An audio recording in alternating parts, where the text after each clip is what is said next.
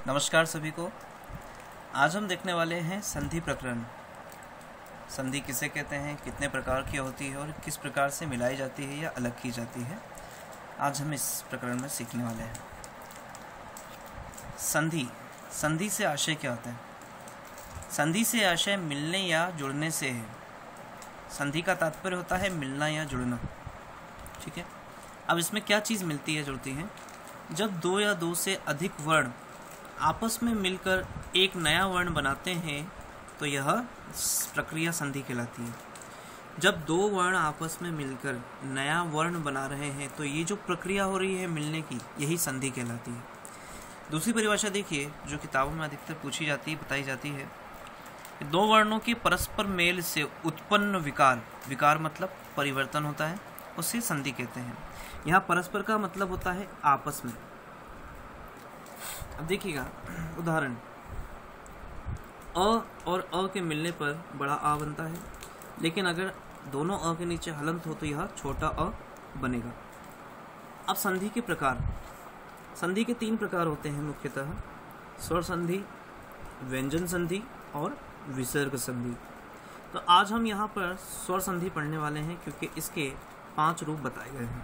देखिएगा, स्वर संधि के 5 रूप होते हैं: दीर्घ स्वर, दीर्घ तात्पर्य होता है बड़े से; गुण स्वर, वृद्धि स्वर, वृद्धि का तात्पर्य बढ़ना होता है; यण स्वर और आयादी स्वर संधि।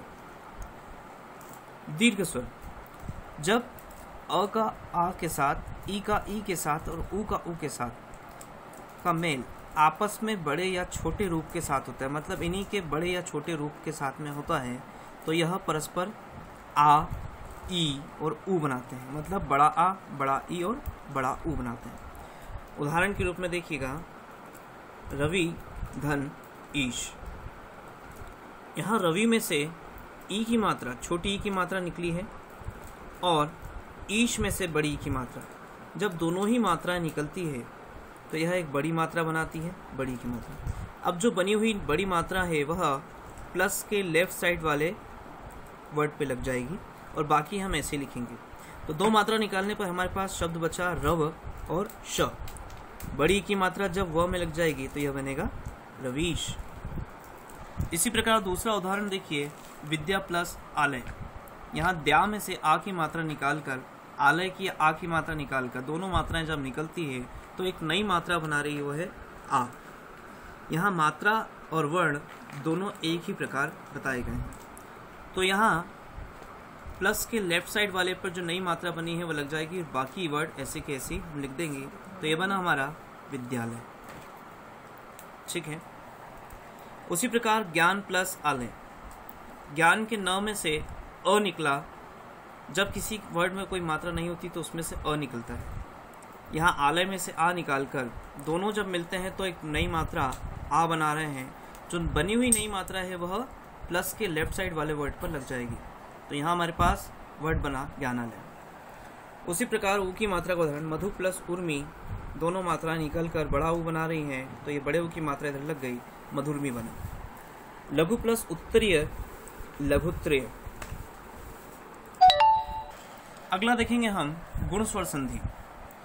अब क्योंकि आपने देख लिया कि प्लस के लेफ्ट साइड में अ या आ और प्लस के राइट साइड में छोटी या बड़ी की मात्रा अगर हो तो छोटा ए बनता है।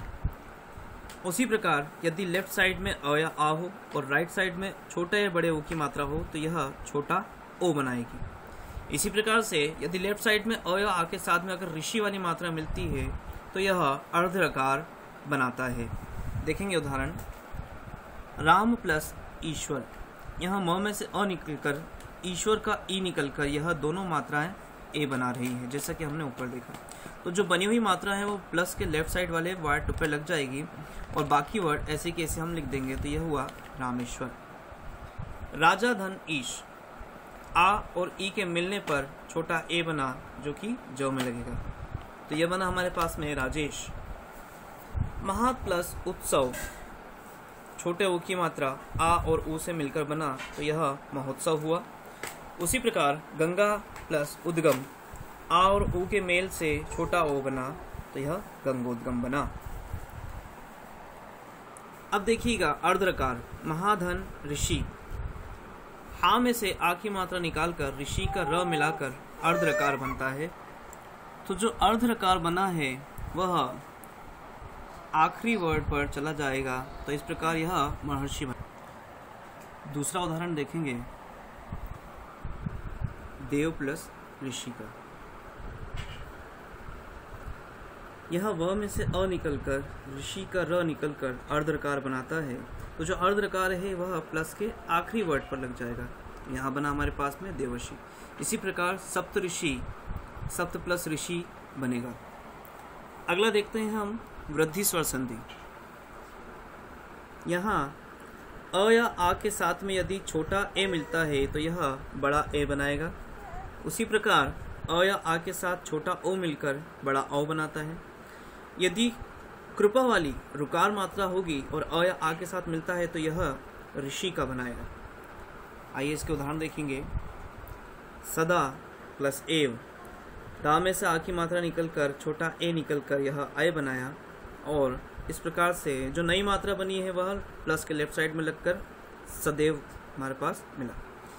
दूसरा उदाहरण देखिए अनेन प्लस एव, यह अननेव बना। औ की मात्रा का उदाहरण महाधन ओजस्वी, आ निकलकर ओजस्वी में से ओ निकलकर यहाँ औ बना, और जो नई मात्रा बनती है वह प्लस के लेफ्ट साइड में लगकर यहाँ महोजस्वी बना। उसी प्रकार से महाधन ओध, महोद बना। अब देखिएगा रुकार की मात्रा, मातृ प्लस आज्ञा। यहाँ रुकार निकलकर आ की मात्रा निकलकर दोनों शब्द मिल रहे हैं, और क्योंकि यहाँ त्र है इसलिए त में र मिलकर त्रा हुआ। इसी तरह से यह मात्राज्ञा हुआ। उसी प्रकार पितृ प्लस आज्ञा पित्राज्ञा होगा। अगला हम देखते हैं यण स्वर संधि।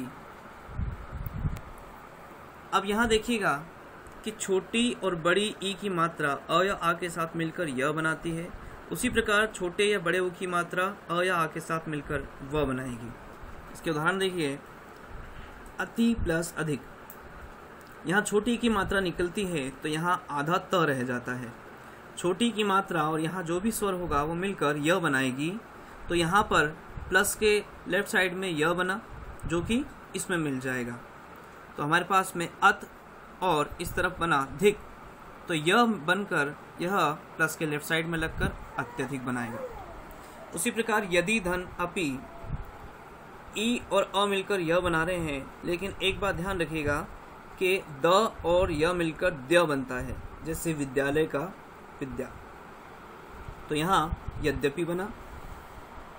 सु प्लस आगतम। अब यहाँ ऊ की मात्रा का देखिएगा कि स में से ऊ की मात्रा निकलकर जो भी वर्ण होगा वो निकलकर व बनता है।